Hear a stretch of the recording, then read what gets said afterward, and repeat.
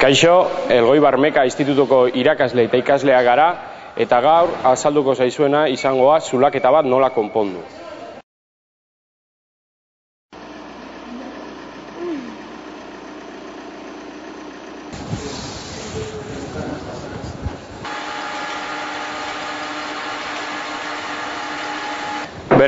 Bezeroa etorri zaigu, esanez erruedak aizia galtzeiola, eta lehenbiziko gauza egin duguna da, kotxea elebadorian sartu, asientoetan fundak eta jarri kotxea ez ikintzeko, guantiak eta jarri, eta egingo duguna aurreneko gauza da, errueda aztertu.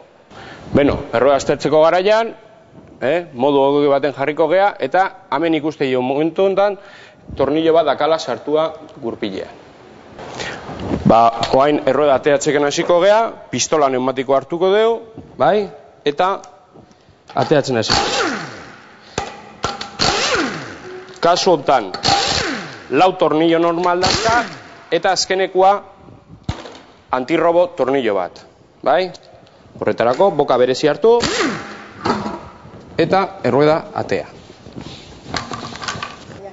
Pintxazo bat erreparatzeko momentuan gauza batzu eduki beharra die kontutan, eta batez ere kontutan eduki beharra dana da neumatikoaren desgastia.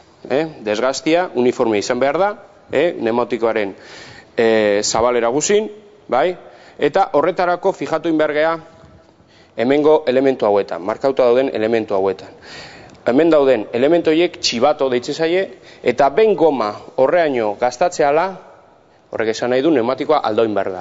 Kasu honetan, txibato hauek ondo daude, beraz, pintxatzua erreparo egingo dugu. Kasu honetan, bi modu dauzkeu hau erreparatzeko, bat izango litzake modu azkarra, tirafonduak kendu, hauetako txixare pegajoso hauetako bat hartu, eta barruan sartu. Hau egiteko ez dago zergatikan neumatikoa jantatikan desmonto behar. Eta gero beste sistema izango litzake hau, normalian gut txampiñoia ditze dau, eta hau jartzeko inberri izateana da errueda desmontau jantatikan. Eta gero barrutikan sartu. Tirafondo atea ingo deu, zulua haunditu,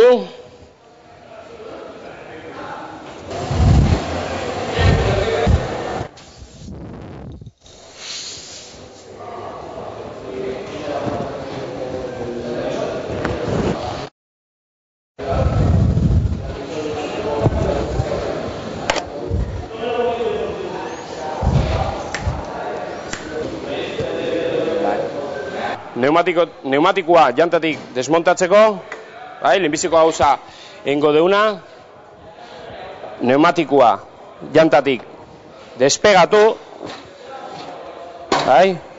ikusten da, despega hau indala, alde baten, bestean,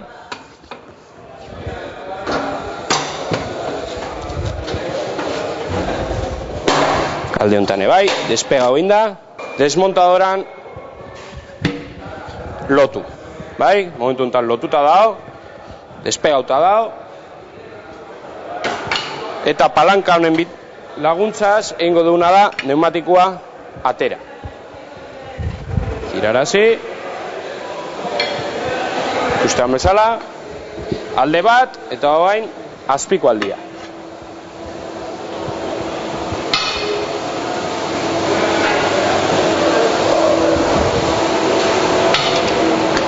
Bigarren modu honetan, behin neumatikoa jantatikan kanpo daula, txampiñoi hartuko deu, barrutikan sartu, hemendikan atera, alikate batzo, eta tira. Behin hola daula, gure itzekin sobrantia moztu, eta hau behintzat erreparauta egongo litzake. Neumatikoa sartzeko garaian, importantia, goma ondo lubrikatzia, behin lubrikauta daola, neumatikoa sartu ingo dugu, pixko laundu ingo dio, eta giratzeko emako jo. Urrengo pausoa izangoa, errueda izatu, alik eta gehien, eta errueda berrize kotxean jarri. Behin errueda puztu indeula, makina honetik pasa inbargea, ekilibradoratik pasein bergea, eta makina honek egingo duna da, erruedaren perimetro guzian pisua kalkulau. Desorekarik egongo balitzake, beak esango digu, kontrapisua nun jarri.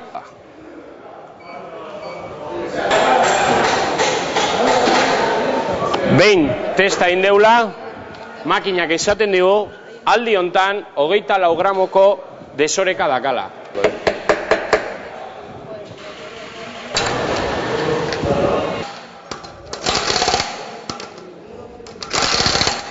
Lehen esaten nun bezala, azkeneko kolpia eskuz emango jo. Azkeneko pausu hau oso importantia da, zeren honek behin ez du faiatuko, eta hau apurtuta egonezkeo, tornillak gutxi estutuko ditu. Eta azkenik, geratzen zaigun gauza bakarra da, jakitea gure pneumatikoa zenbateko presio eraman behar duen. Kasu hontan, gure kotxeak atzen 2,2 kilo eskatzen ditu.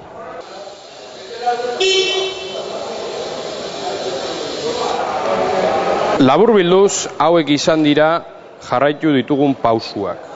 Ibilgailuaren kokapena elebadorean, gurpilaren analizia, konponketaren analizia, desmontaia, zuluaren konponketa, gurpilaren orekatzea, montaketa eta presioaren azkeneko konprobazioa.